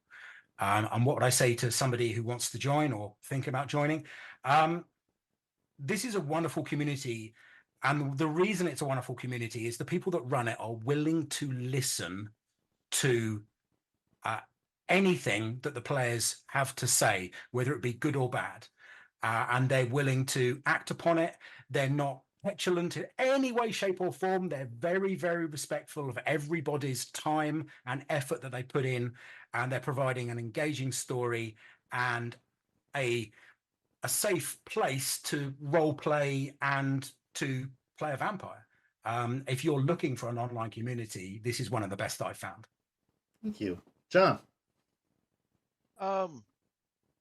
Yeah, I would honestly in a way second what Damien said around the vignettes. You're going to find something there that you don't end up with in a lot of tables, which is like a kindred having to interact with their mortal world, with their touchstones, the sort of awkwardness that could happen there, and at the same time their want to be close to them, which is apparent. So it's a neat view that you are not going to see watching a normal stream. As for advice to new people joining, I think this is a great experience. This is my first time playing on a Discord. This is, for me, this is neat and it's new. I think as the staff is very good. And if you're a new player, my suggestion is try to, if you can, talk with the other people also waiting for a table, spit ideas back and forth, because the more gelled you are going into your table, the better experience you're going to have. I mean, we worked very hard as a group to get to know each other, to kind of have how our characters would work together, and it shows in our games as how much better the role play is, how more natural the scenes are, and everything else. Giuseppe. I just have to say, like, the St. Pete by Night community overall is welcoming. Like, if you have questions, they're there, they're happy to answer it. They want to be there and, like, help you tell the story that you want to tell. At the end of the day, that's what matters. Like, first and foremost, you have a team of people who have countless years or decades of vampire or even World of Darkness experience right in front of you, and they're a message away, and they will deep dive with you if you need. As far as the vignettes go, it's the slice of life anime version of a VTM game, though you may see more interaction with Vampire Society than you think, because my compatriots don't know who I've been talking to, but there is some vampire crossover there. So. Wonderful. Last thing before we go, anything you want to plug, Damien? Hope you're muted. There we go. So I was muted. Apart from my socials, Damien T. Gerard. Our Flag Means Death on HBO, obviously, because I'm in that. Yeah, that's about it, I think. John, anything you want to plug? I know you're not a social media guy, but anything you'd like to push? These two. Go watch Our Flag Means Death. Buy Modern's Dice. Giuseppe, you've got a lot to plug, so get into it, because we got Darkness Emergent, we got your dice, we got all kinds of good stuff, so go nuts. Well, Darkness Emergent, that's the World of Darkness theatrical blockbuster LARP that's coming out, darknessemergent.com. I'm going to be there. B.D. Walters is going to be there playing the Prince. Jason Carl, host of LA by Night, New York by Night, Seattle by Night. You've seen him, the bald, angry, grumpy guy, but I promise you he's a sweetheart in real life. And Mimic has corrected him on the rules, so he doesn't know everything, or he does. His players don't. I myself am leaning into making vampire dice out of gemstone and glass. You can see those on the newest upcoming New York by Night stream, Season 3. And I'm Modern Artifice everywhere on the internet. All right. That was my first plug. How'd I do? You did great. You did great. All right. Yeah. You covered all of it really nicely. Cool. Thank you guys so much for joining me here tonight. I really, really appreciate you. Thank you to everybody who's watching along and stayed tuned for this whole episode. We really appreciate you. This week, we've got Bloody Strings tomorrow. We've got the next chapter of Rage Across Tampa on Tuesday. We've got Don't Get Caught on Thursday. We've got our Hunter Chronicle, What the Hell Is That, on Friday. And then next Saturday, we're going to have Huddy, a huge mover and shaker in the World of Darkness, someone who knows the inner workings of the company right now itself, is going to be joining us here on After Dark in a pre-taped interview, because they live all the way out in Europe. So they are going to be joining me earlier in the day to pre-tape that interview. So if you have questions for them, make sure to submit them either on the Discord or send them to me in DMs or whatever the case may be, because that will not be a live viewing when it does go up. But thank you so much to everybody for tuning in. Go follow St. Pete by Night on all that social down below. And thank you. Go follow these amazing guests because they are absolutely incredible. We're so grateful for them for taking the time. But thank you so much for joining us tonight, and have a good night, everyone.